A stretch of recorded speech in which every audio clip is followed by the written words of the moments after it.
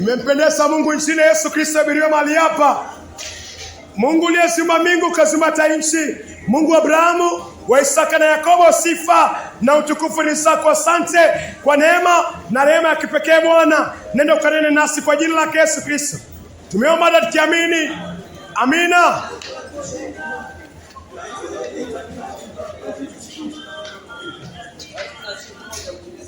Mungu anasema kwa kitabu cha Waebrania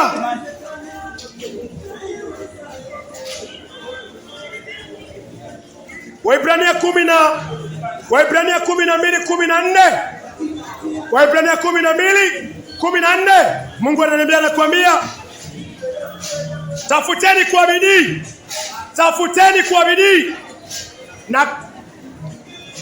kwa bidii kuwa na amani na watu wote na huo utakatifu ambao bila kuwa nao hakuna mtu atakayemwona Bwana. Mungu ananiambia, Mungu anakuambia kuwa na bidii, si kwa fedha. Kuwa na bidii, si kwa maisha starehe, mugoka, miraa, pombe, chang'aa, wanawake, matusi, utoaji wa mimba. Mungu anakuambia tafuteni kwa bidii. Nitafute nini? Mungu anakuambia kama kuna kitu inafaa utafute kwa bidii, ni amani na watu wote na utakatifu. Ukienda kanisani unatafuta nini? Wewe nani? Ukija kwa neno la Mungu unatafuta nini? Hapa duniani unatafuta nini? Nini unaiinua? Nini unaipa first priority? Nini unapenda na moyo wako wote, akili yako yote, nguvu zako zote? Ni nini? Mungu anasema iwe utakatifu. Kama kuna kitu unapenda mbali na utakatifu, uko na shida. Wewe nani? Angalia. Mungu akikuonya kitu, Mungu akinionya kuwa kuna kitu amekiona. Kuna mwanamke alitolewa kanisani na malaya mmoja kutoka Russia. Malaya kwa maandiko ni mtu ambaye analala na wanawake wengi. Mungu anaita ama mwanamume. Kuna malaya mmoja wa Russia, kuna malaya mmoja wa kutoka Russia. Mwanaume ameingia ndani ya kanisa akatongoza mwanamke akapeana mwili wake. Habari zinasema Mrasha na ukimwi. Kwa nini? Ukiwa kanisani lazima ule kitu kimoja. Usiishi maisha mara mbili. Mungu atakuacha, Mungu atakupeana.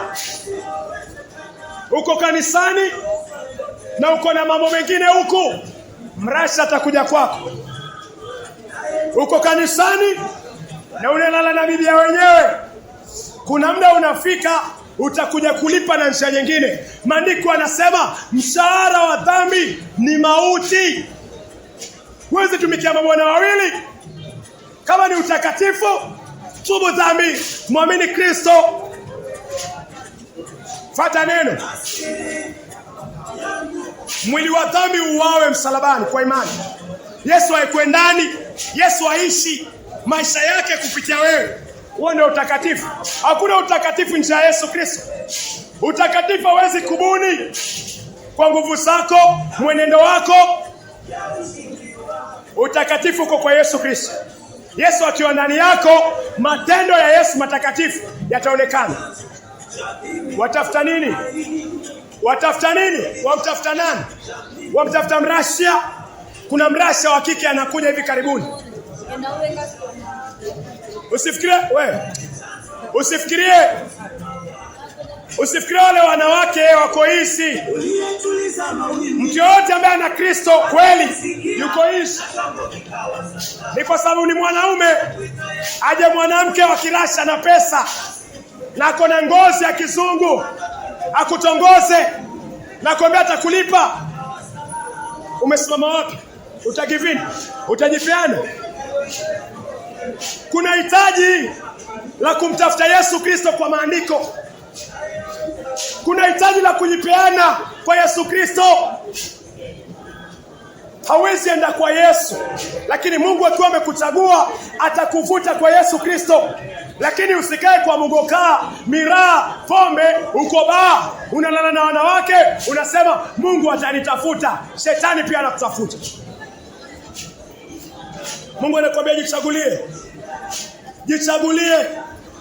Katika bustani ya Edeni, katika Mwanzo 2:9, Mwanzo 2:16 na 17, Mungu anamwambia Adam, miti yote unaweza kula katika bustani ya Edeni, lakini wa ujuzi wa mema na mabaya usile. Mwanzo 2:16 na 17, usile. Kati ya bustani ya Edeni, katikati kulikuwa na miti aina mbili. Mti wa ujuzi wa mema na mabaya na mti wa uzima. Alikuwa na choice. Mungu anakupatia choice. Mungu hakulazimishi. Wamtaka mrasha atakuja. Na kama hujasimama utaanguka. Atuongee kuhusiana na mrasha, tuongee kuhusiana na ibilisi pia. Mungu anasema anayetenda dhambi ni wa ibilisi. Ukiishi maisha machafu umejifiana kwa ibilisi. Bila utakatifu muone. Utakatifu Mungu ameweka kwa Yesu Kristo. Yesu anakuambia tubu. Geuka kutoka kwa njia mbaya. Ukimwamini Yesu Kristo, Yesu anakufanya mtakatifu. Matendo matakatifu ya Yesu yanaanza kuonekana kupitia wewe.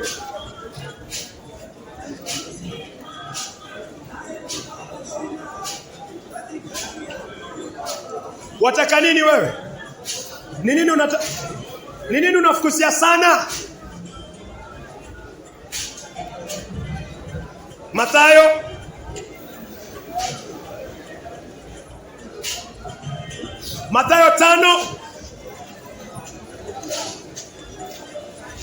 tano mstari wa 8, huu ni utakatifu.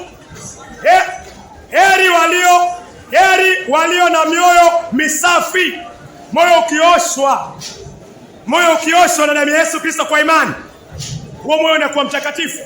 Heri walio na moyo safi, maana hao watamuona Mungu. Moyo wako uko vipi? Mwanadamu yote akizaliwa moyo wake uko na dhambi. Zaburi ya 51 mstari wa 5.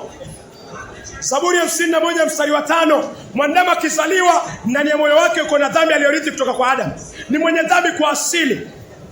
Yaani mimi na wewe ni waovu kwa asili. Ukizaliwa wataka utukane, wataka wanawake ulale nao, wataka kuishi maisha machafu, wataka miraa, wataka mgokaa, wataka pornografia, wataka punyeto, kila kitu nataka. Kwa nini? Asili ya mwanadamu ilianguka. Asili yako ilianguka, yangu ilianguka bustanini mwa Edeni. Warumi 5:12. Kwa hiyo kama kwa mtu mmoja dhambi iliingia ulimwenguni. Ulimwengu ni moyo wako, ulimwengu ni moyo wangu. So tumeanguka tayari. Hauhitaji kutenda dhambi ndio wewe mwenye dhambi. Tayari umezaliwa mwenye dhambi, lazima utaitenda dhambi. Unamhitaji Yesu Kristo. Lakini hii dhihaka ambayo uko nayo, jaribu linakuja kwako. Jaribu linakuja na utaanguka. Wale wanawake wamelala na mrasha, hawakulala na mrasha jana. Walianza maisha yao tu, wanaamua Yesu, mwamhitaji Yesu, wanasusia tu. Alafu jaribu linakuja, mrasha anakuja, hawana Yesu Kristo na damu yao. Hawajasimama kwa neno, wanajipata wanaanguka. Jaribu linakuja.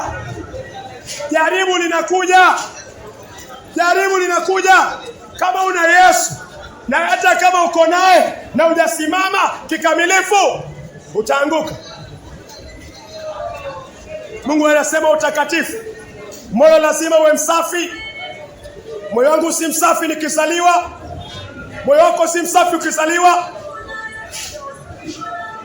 Moyo wetu unasafishwa na nini?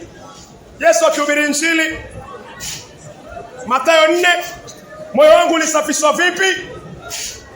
Mathayo 4 mstari wake ni wa 17. Tokea wakati huo, hivi ndio moyo unasafishwa. Tokea wakati huo, Mathayo 4:17, Yesu alianza kuhubiri. Tokea wakati huo, Yesu alianza kuhubiri akisema, tubuni kwa maana ufalme wa mbinguni umekaribia. Hatua ya kwanza ya kuoshwa moyo, hatua ya kwanza ya kupewa moyo mpya ni toba, ambao watu hawaipendi. Neno toba watu hawaipendi. Lazima ukiri dhambi zako uachane nazo. Hatua ya pili, weke imani kwa damu ya Yesu Kristo. Dhambi zilikuwa kwa Yesu, Mungu akazihukumu.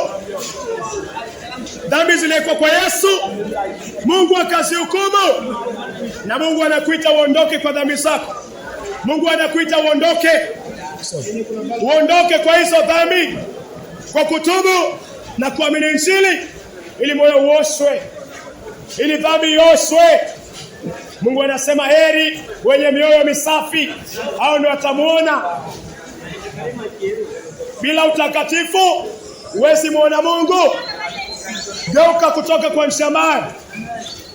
Geuka kutoka kwa maovu. Yakiri, wachana nayo. Weka imani kwa Yesu Kristo. Weka imani kwa Yesu Kristo. Ukizaliwa moyo tayari ni muovu. Ndio maana unahitaji damu. Nahitaji damu inisafishe, ikusafishe. Hauna masaa mengi ya kuishi? Sina. Hauna muda mwingi wa kuishi? Sina. Geuka kutoka kwa njia mbaya. Geuka kutoka kwa njia mbaya. Mwisho wa siku lazima utafanya uamuzi. Mwisho wa siku lazima utafanya uamuzi. Kile ambacho unakipenda, je, Mungu anakichukia? Na kile ambacho shetani anakipenda, wewe ndio unakipenda? Anasa, uovu, miraa, bangi, mugoka, chang'aa, ufisadi, wanawake, wanaume, bibi za wenyewe, bwana za wenyewe. Unahitaji ugeuke kwa njia mbaya. Bila utakatifu, Mungu anasema umuoni. Bila utakatifu, anasema tumuoni. Geuka kwa njia mbaya. Wataka kumuona Mungu, lazima ugeuke kwa njia mbaya. Lazima uamini damu ya Yesu Kristo.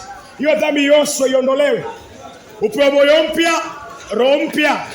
Uishi kwa utakatifu.